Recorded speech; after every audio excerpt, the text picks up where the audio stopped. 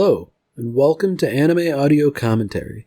Today I'll be commenting on episode 17 of Spy Family. If you'd like to watch along, then start watching now.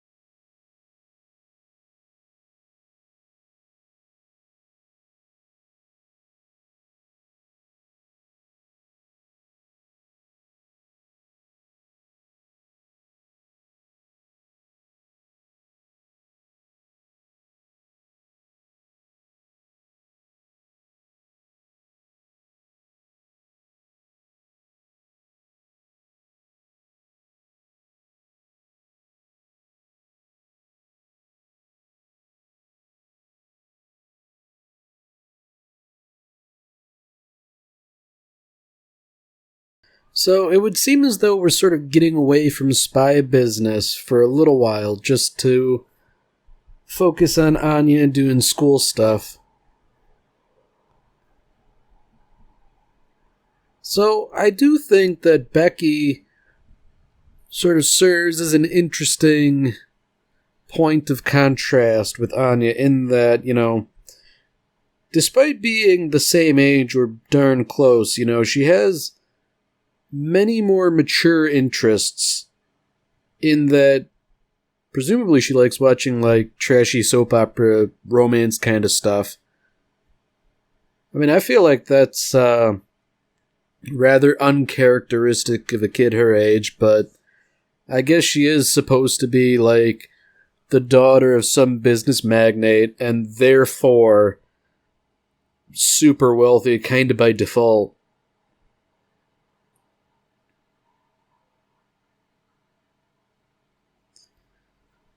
So I really like how Anya is sort of inventing scenarios in her head, essentially victory conditions by which she can secure world peace.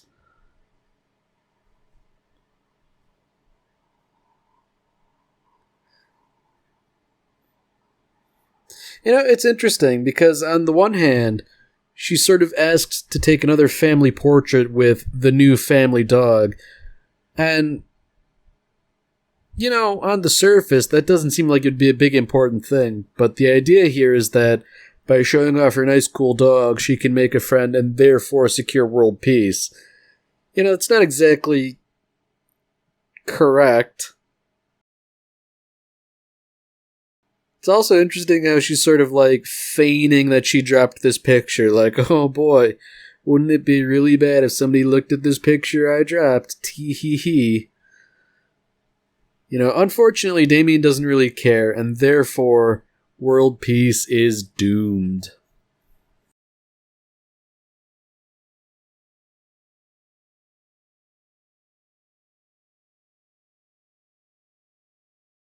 So, this sort of starts to set up one of my favorite subplots here. Becky, thinking about romance as she does, is, I guess, so surprised that Anya's dad is essentially so good looking. And, it's obviously highly inappropriate for Becky to make any kind of a pass at him, given that, one, she's a child, and two, he's married. But this sort of sets up an ongoing conflict where Yor basically has to fight off a bunch of homewreckers. And to my great delight, she does so undefeated. given how I'm caught up on the manga and all that, I do believe the current score at this point stands your 2, Homewreckers 0. So, I'm definitely looking forward to see this play out in animation.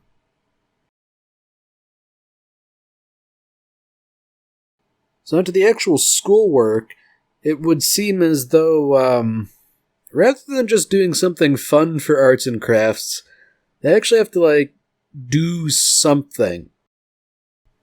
And I feel like on the one hand, that's kind of asking a lot of a bunch of little kids. But at the same time, this is supposed to be a super elite school, so, I guess they do have expectations.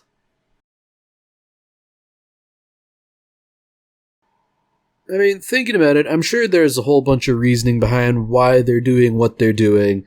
Because, if the idea is you each have to do something, and you're sort of put in groups where you have limited resources, I suppose the idea here is that, you have to teach kids how to work under constraints in, less than ideal circumstances whereby they can still get things done. Maybe 5 or whatever is a little too young to start teaching that lesson like they're doing now, but, it's not a bad thing to learn. So naturally, everybody has their own sort of ulterior motives. Some people want to make animals they like out of paper. Presumably, Anya's going to want to make something that will secure friendship. And, I'm not exactly sure how possible that is in arts and crafts.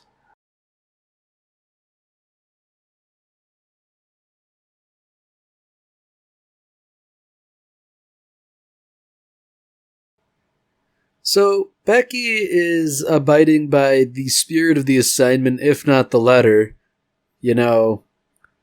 Lloyd, I suppose, is technically an animal, but, I feel like everybody knows darn well that that was not the intention of the assignment.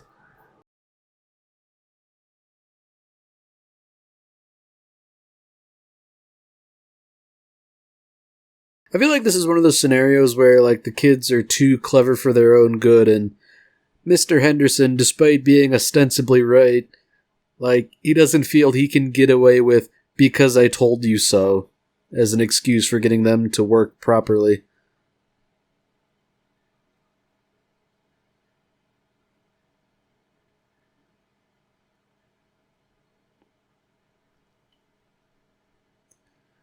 So it would seem as though, alternately, Damien and Anya are taking this too seriously and not seriously enough. Anya's put down a rather meager offering, and she's sort of treating it like it's this whole big artistic achievement, when in reality, I hate to say it, but I could probably do that too. And I'm no artist.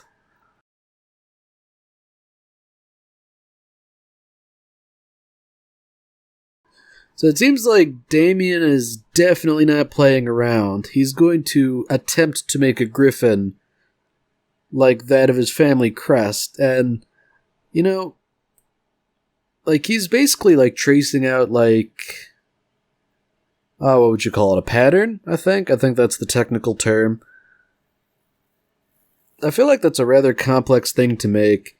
Because, I remember being 5 years old, and at the time, using scissors, it wasn't hard, but it was definitely something I had to think about doing. So, I feel like if you're going to be making stuff out of paper that involves a lot of, cutting and folding and gluing, that's a lot of fine motor skill stuff that kids don't necessarily have.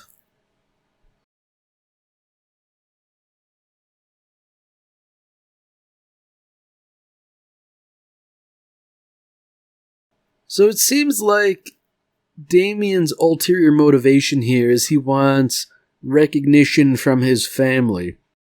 And, I don't recall precisely how much that theme has been developed in the anime, but, There is this ongoing pattern of Damien essentially being, if not looked over, like, essentially a sort of lesser priority in terms of his siblings, and therefore everything he does is an attempt to try and get some kind of attention. Albeit he does it by trying to be the best rather than by acting out, as one might expect. It's also interesting that we got like a little shot of Damien vision again, where we can see presumably how he views Anya, even though that's sort of an editorialized, fictionalized account of history, as it were.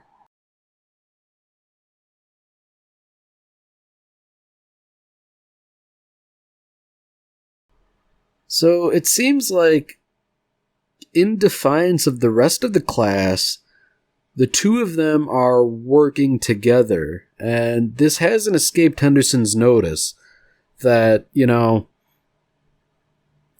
well, these kids are working together, and, like, kids aren't necessarily known for their social skills and being able to work together seamlessly.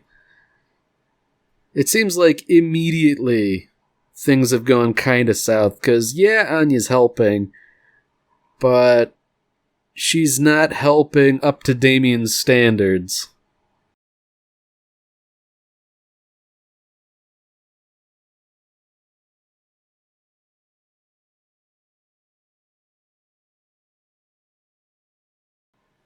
Yeah, so it's rather unfortunate how things are starting to turn out, Despite wanting to help earnestly, she really is just sort of causing trouble.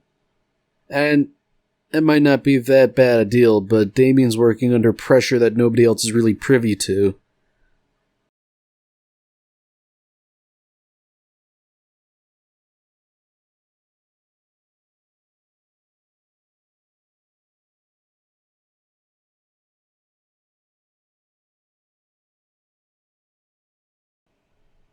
So Henderson is, he's right here. You can only do what you're capable of, and given that you are a kid, frankly, you're not capable of much, so, just do what you can, and if your family's worth their salt, they will see the worth of what you've done. I mean, that might not necessarily be the case with Damien, but I don't know, this whole exercise, if nothing else, I feel like it's done a little bit. As, if nothing else, despite how poorly he was treating her, Anya was willing to help him. And yeah, he wasn't super gracious about it, but he didn't turn her down entirely.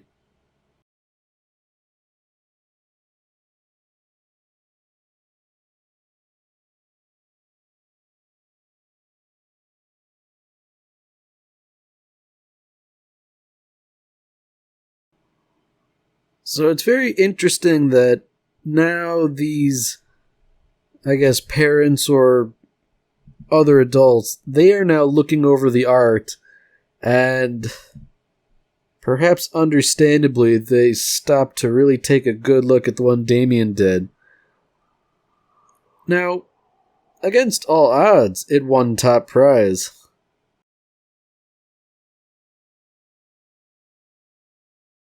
It's that sort of interesting kind of like dramatic irony where the character who has judged it so well has totally misjudged the artistic intent behind it. The idea being that, this regal animal, despite being wounded and all that, still retains its noble stature, is sort of a metaphor for the state of the country and geopolitical tensions. And, that's a great interpretation, but I feel like that's a real stretch if you're trying to really convince yourself that a little kid had put in that conscious thought.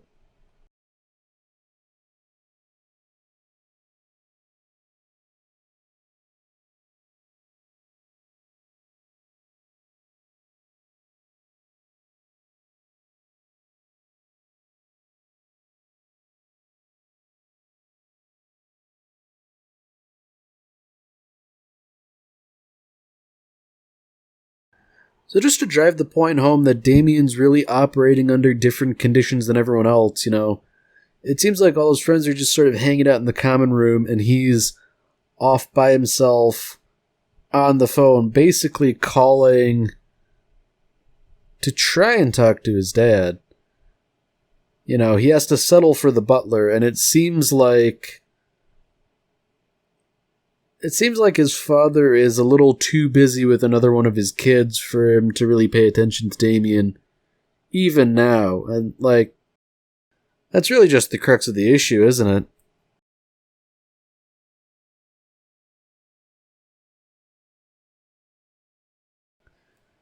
So this is what we call foreshadowing a little bit.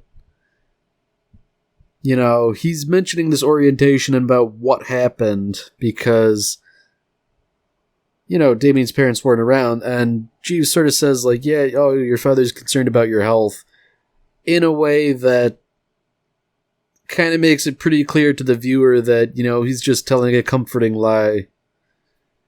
I feel like if you were really worried about the health of your son, you would do something a bit more proactive than just sort of relay to the butler that, yeah, you're worried about him.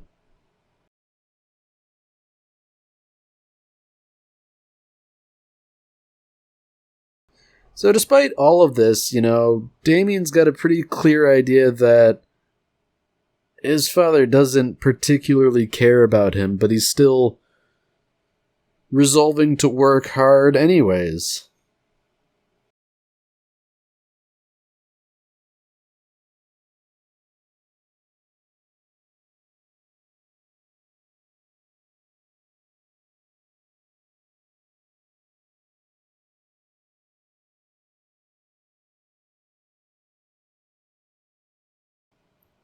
So I guess that's it for the main story, as it were, and now we get a little treat in the form of Sylvia Sherwood, the handler, and presumably a little bit about her, what she's up to, what she does on a daily basis. Oh, that's interesting. They call her the Full Metal Lady. But she's not made of metal at all. How crazy.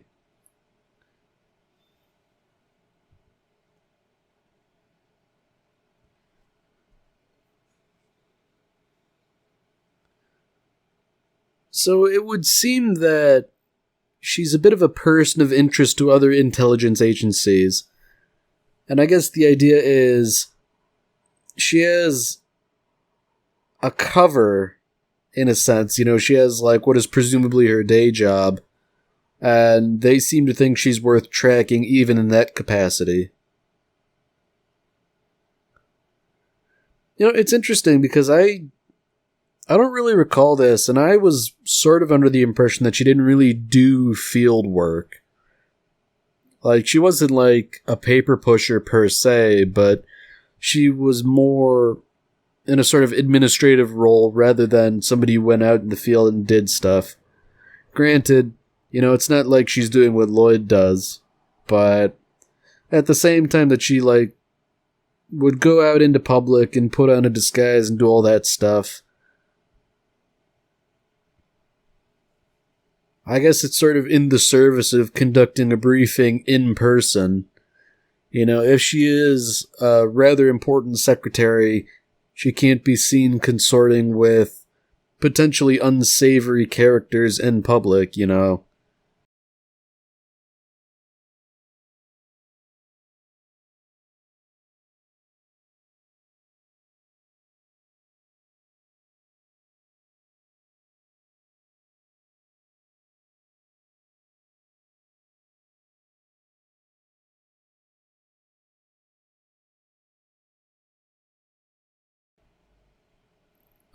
Poor Lloyd. I feel like, his mind isn't quite on the mission. She's giving him this financial information, but she also has a tag on her coat that she didn't remove. And, I mean, even if it's not suspicious, it's certainly a faux pas.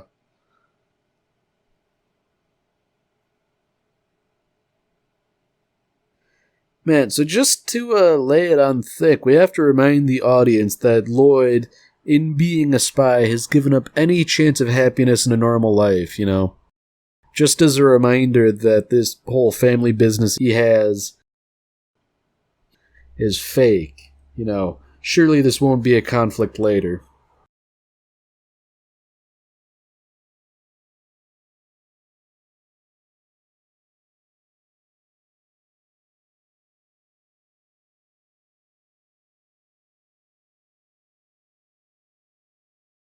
So it's interesting that they've sort of worked out this whole nonverbal scheme of communication. I guess it's a bit of a necessity considering that this is, you know what, effectively like pseudo 1960s Cold War and cell phones weren't around.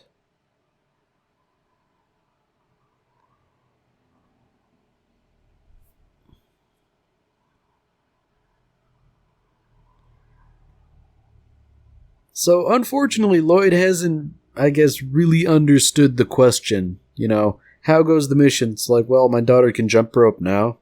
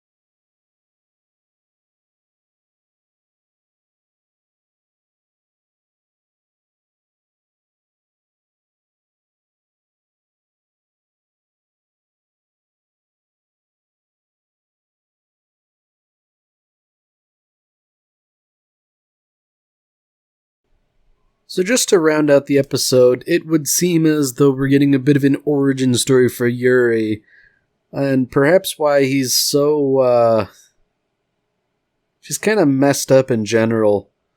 Like, the poor guy, having to eat such horrendous food to the point where, like, you know, he just sort of like projectile vomits as a defense mechanism. Now, really, just to like sell the point, I like how they censor the food. Like,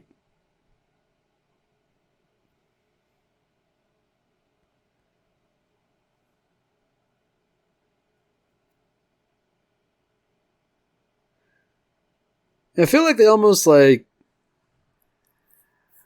they missed out on the opportunity to like censor the scraps of food too. Like, I think that would have really sold it. That just like this stuff is truly inedible and unfit for human consumption.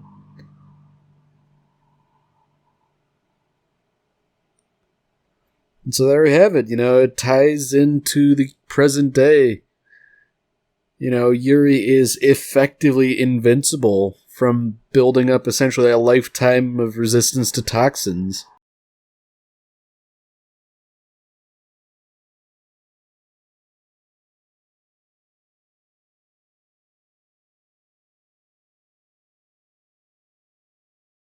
Alright, well that's it for this episode. If you've enjoyed it, then by all means, tune in for the next one. See you, Space Cowboy.